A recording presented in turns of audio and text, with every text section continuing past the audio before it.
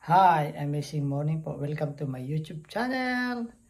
Na-amazing lang po ako sa ngayon pag uwi ko po may dumating po na kaibigan ng aking anak.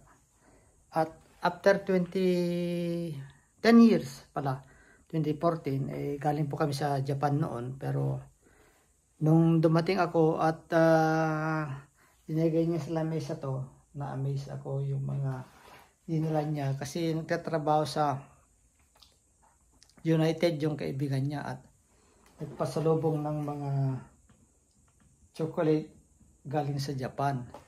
Pero sa stage siya nagtatrabaho pero nag-stop over sa Japan at nabili niya to at banana Tokyo banana.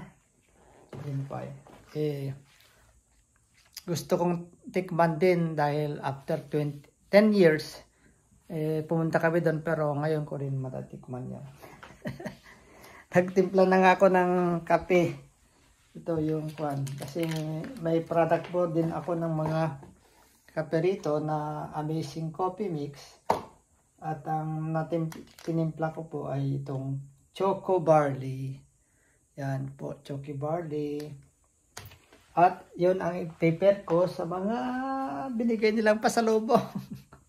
Ito yung banana cream pa. Ito, masarap po to. So matitikman ko siya uli after 10 years. Kung hindi pa kayo nakapunta sa Japan, Tokyo, ito, sarap po nito. Oh. Sulo. Yan. So itong chocolate na to, masarap din po to. Oh, yan po. Yan. Chocolate. Ang kanya po ito, ganito yun. Tinikman ko na isa pero gusto ko lang i-share po sa inyo. Yan po. Sarap. Medyo malagkit-lagkit siya ng konti. Wow. Hindi masyadong matamis. Tamtama lang po.